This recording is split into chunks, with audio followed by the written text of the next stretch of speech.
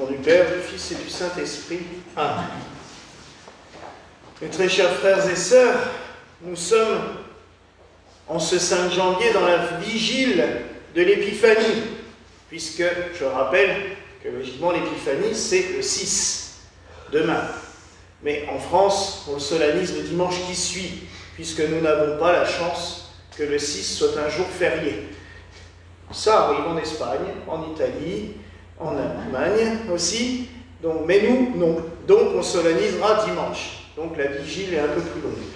Mais nous sommes quand même dans cette vigile. Et il y a quelques particularités à cette vigile. Et si vous avez fait attention au texte de l'Évangile, on peut même se dire que ceux qui ont composé la messe, si on le prend comme ça un peu au premier degré, on se dit mais ils ont bu, puisqu'on lit un passage de l'Évangile qui est après la fuite en Égypte, c'est-à-dire 3 ans après le départ des rois mages. Pourquoi l'Église a placé cet évangile-là à cet endroit? Déjà pour nous dire, premièrement, que malgré toutes les inquiétudes que l'on peut avoir dans la vie, tout trouve toujours une solution. Ainsi, il est vrai que si la visite des rois que nous allons célébrer avant-hier, et comme vous pouvez voir, ils ont avancé de chemin depuis hier, ils progressent tout doucement, dimanche ils devraient être arrivés à bon port. Si la visite des rois est une bonne nouvelle, c'est aussi une très mauvaise nouvelle. Parce que c'est l'apothéose de Jésus, vrai Dieu et vrai homme, qui va faire que tout le monde, tout d'un coup, va se mettre à vouloir le tuer, étant enfant, puisque Hérode va déchaîner son armée contre tous les enfants premiers-nés de Bethléem et de sa région, de peur qu'on prenne sa place. Donc, voilà, il y a toujours ce revers de la médaille, c'est que quand on avance trop, on déclenche des inimitiés. Mais le fait de lire cet évangile la veille de l'Épiphanie nous dit aussi, mais après, tout le bruit peut se faire et il peut y avoir toutes les embûches possibles et inimaginables, si la vérité doit triompher, elle triomphera. Et c'est exactement ce qui se passe puisque Jésus, après 3 ans, reviendra dans sa terre. Il ira plutôt à Nazareth qu'à Bethléem, puisque Archélaüs a succédé à Hérode, et que c'est un homme qui n'est pas beaucoup plus drôle que le roi Hérode. Ça reste des gens qui ne sont pas forcément des gens très bien, on va dire, puisque c'est des rois un peu d'opérette. Il faut remettre ça un peu dans le contexte historique. C'est des rois d'opérette, ils sont envahis par les Romains, c'est Rome qui dirige.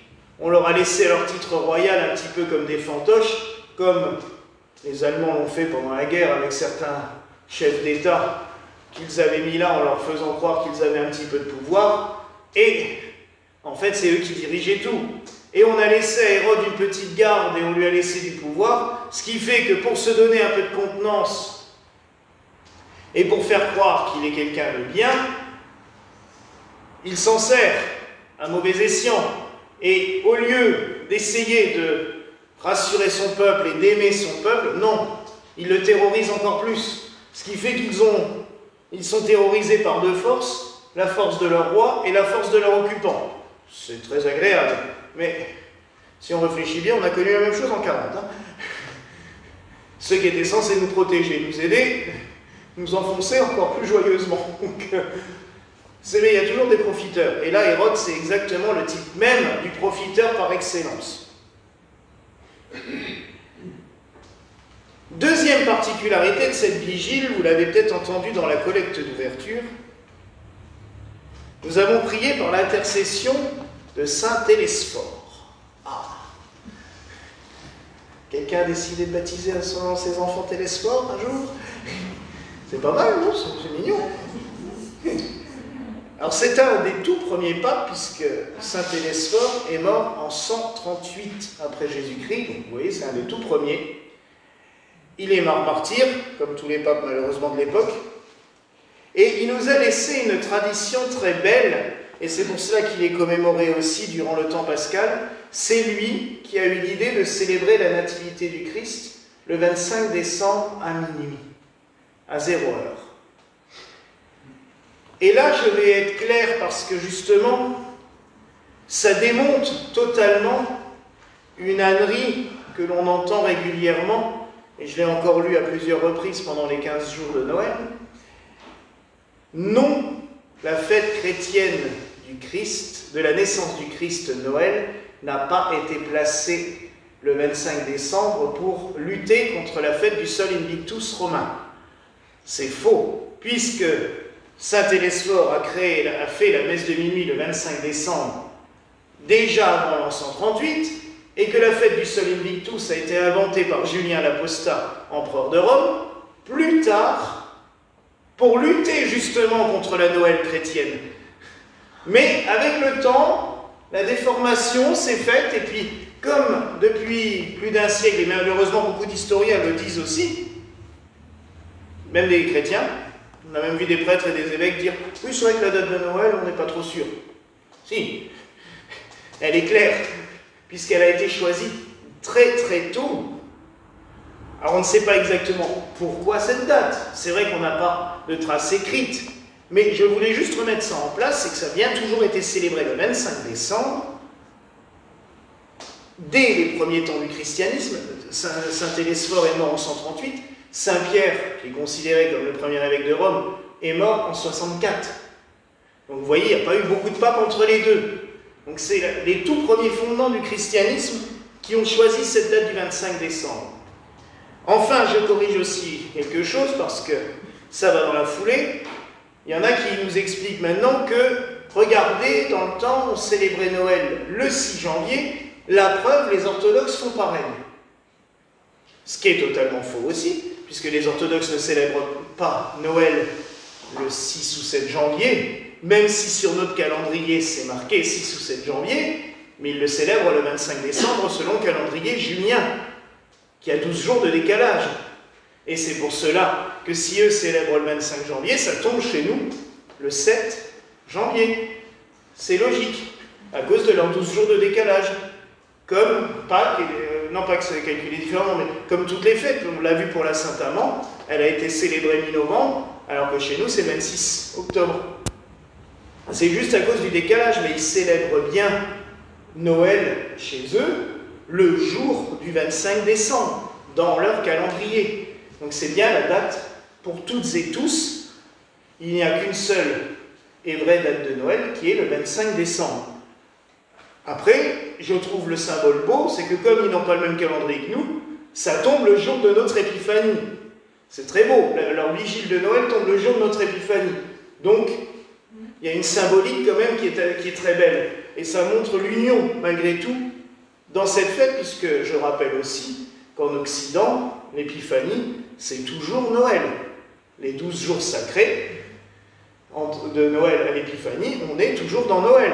C'est pour cela que le décor est toujours comme la nuit de Noël. Il ne change pas.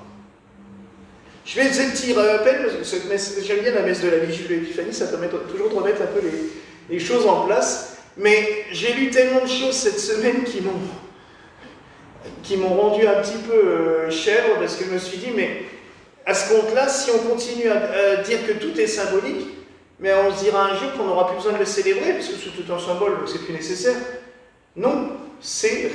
Voilà, dès les premiers temps du christianisme, et saint Télesphore a été un fervent partisan, et je trouve ça beau parce qu'il a eu cette idée, c'est une belle idée, de célébrer à minuit pile, le 25 décembre, la messe en l'honneur de la nativité du Christ.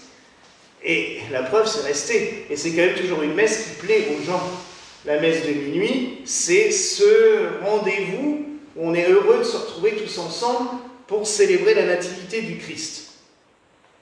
D'ailleurs, à la même époque, et c'est resté pendant longtemps, il y avait un deuxième jour dans l'année où on célébrait une messe à minuit, ou des vigiles, si on était dans un monastère, c'était le 25 mars. Dans la nuit du 24 au 25 mars, à minuit, on célébrait l'incarnation du Christ, 9 mois tout pile avant sa naissance, à minuit.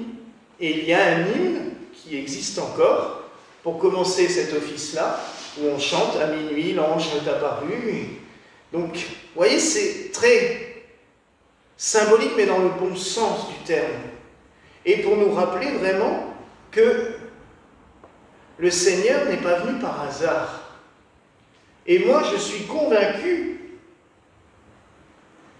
que, comme on l'a déjà vu, sur tout ce qui avait été annoncé par les prophètes, par les astronomes, par les astrologues, la preuve, hein, les mages, je rappelle quand même que c'est plus des astrologues et des astronomes que des rois, hein, ça on le sait maintenant, hein, et c'est souvent aussi des prêtres de leur propre religion. Si eux, dans les astres, ils ont vu que la prophétie qui était annoncée par Isaïe pour les Hébreux était en train de se matérialiser parce qu'ils ont vu dans les astres que c'était le moment, parce qu'on m'a posé la question cette semaine, mais comment ils ont fait pour se retrouver tous les trois? Ils étaient peut-être beaucoup plus nombreux. On en a gardé 3. Un qui vient d'Afrique, un qui vient des Indes, un qui vient de Perse, et que tous les 3 se retrouvent à Jérusalem ensemble, puisqu'ils sont d'abord passés par Jérusalem pour consulter les grands prêtres et voir Hérode, et après ils sont allés à Bethléem. C'est tout simplement parce qu'ils étaient tous et tous au courant de l'avènement d'un Messie, un jour, et ils ont vu dans les astres la réalisation de ce qu'ils attendaient. Et ça, c'est très beau. Et du coup, pourquoi est-ce que le Seigneur n'aurait pas choisi, Dieu le Père n'aurait-il pas choisi dans sa bonté infinie et dans sa céleste omniscience, choisi de faire naître son Fils au moment du solstice? Puisque je vous rappelle que si le solstice est le 21, c'est qu'à partir du 25 que les jours agrandissent réellement. Parce qu'au solstice, le soir, le soleil se couche plus tard, mais le matin, le soleil se lève encore tous les jours plus tard pendant 2-3 jours. Et que du coup, le ratio reste très étroit. Et c'est vraiment à partir du 25 que le matin, le soleil se lève plus tôt, et que le soir, le soleil se couche plus tard.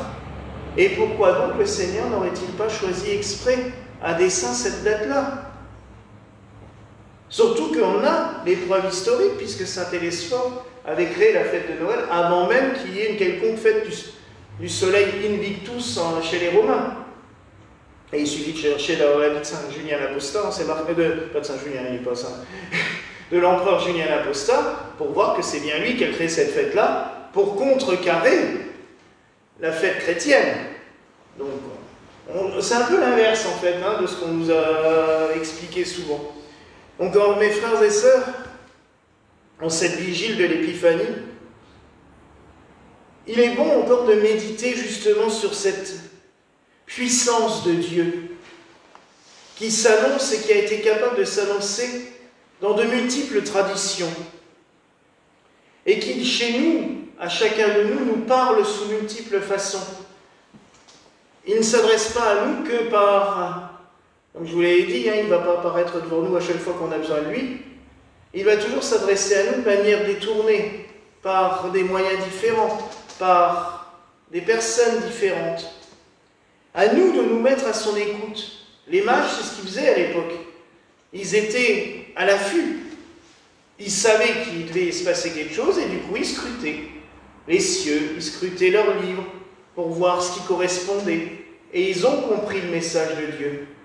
Donc à nous aussi, ça nous aide aussi à continuer à étudier, à ne pas être là, je dirais, à s'asseoir bêtement et à dire « Bon, qu'est-ce qu'on me raconte aujourd'hui ?» À vérifier. La preuve, hier soir, je me suis planté dans des calculs, donc heureusement qu'il y en a qui ont vérifié. Je m'étais planté. Bon, ça arrive. Donc la preuve que oui, ce que le prêtre vous dit n'est pas toujours... ce qui est dans l'évangile, c'est parole d'évangile. Ce que le prêtre dit, c'est toujours... il peut y avoir un risque d'erreur. Donc, il nous faut, chacun d'entre nous, continuer aussi à étudier, à méditer, à lire pour apprendre, pour connaître. Et aussi, tout simplement, pour mieux être ouvert aussi au message que le Seigneur nous envoie. Alors, prions ce soir tout particulièrement.